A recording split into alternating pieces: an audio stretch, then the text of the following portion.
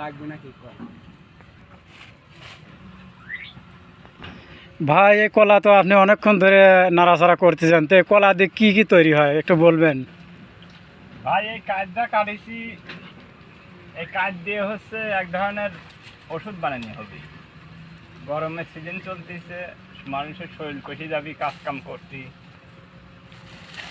কি ওষুধ তৈরি হয় এই কলা দিয়ে? এই কলা ধরেন করা লাগবে, ফালটা করে ছিলি ফেলা দিয়ে সেদ্ধ করলে, সেদ্ধ করে ছিলি ফেলা দিয়ে সারি এক শুকিয়ে লাগবে, শুকিয়ে পাটায় বাইটে পাউডার করলে। পাউডার করার পরে কি তৈরি হবে? পাউডার করার পরে কিছু কিশমিশ দেওয়া লাগবে, মশলাপাতি এলাচ মেলাচ আছে, জিরি মশলা দিয়ে বাইটি খামিরি করে ধরেন আমরা লাড়ু বাঁধি, সেই লাড়ু বাঁধে কলা দেয়া বয়ামের করে থুই ডালাই, থুই দিয়ে যদি কাদের সারাদিন শেষে পরিশ্রম করে এসে যদি কাদের খাবার পারেন, বুঝছেন, হ্যাঁ, তাহলে আপনার শরীরের যে ক্লান্তি দূর হয়ে যাবে। এবং অনেক মানুষের আছে পিসাবের জ্বালা পোড়া হয়, এসব থাক পিলায়।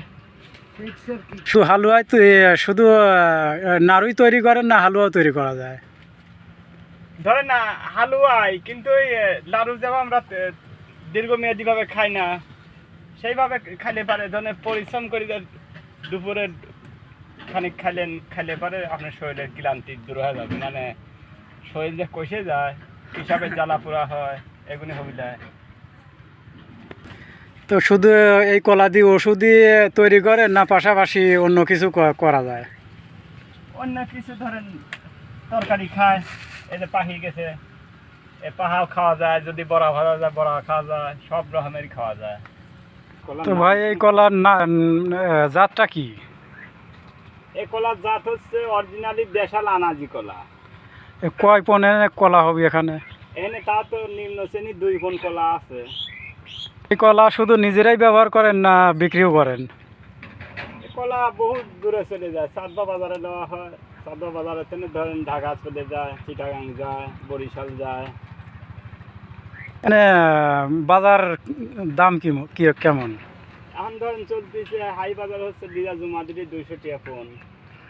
আপনারা নিজেই বাজারে নেন নাকি ব্যাপারী আসে? ব্যাপারী তো আসে, ব্যাপারী আমরা তো বাজারে নেইনি, ব্যাপারী নিয়ে যায়, কাটি এখান থেকে গুনে নিয়ে যায়, বেশি আসি টিয়া দেয়। আপনারা তো কলা পুকুর পাড়ে চাষ করেন না? হ্যাঁ, তাই লাভ কেমন হয়? লাভ টাভ নাই, যেই বাগান করতে দিচ্ছে দেখা যাচ্ছে যে ওই রসে কষে দিন যাচ্ছে, তাছাড়া আর কিছু নাই। আচ্ছা ঠিক আছে ভাই, আমাকে সময় দেওয়ার জন্য আপনাকে অনেক অনেক ধন্যবাদ।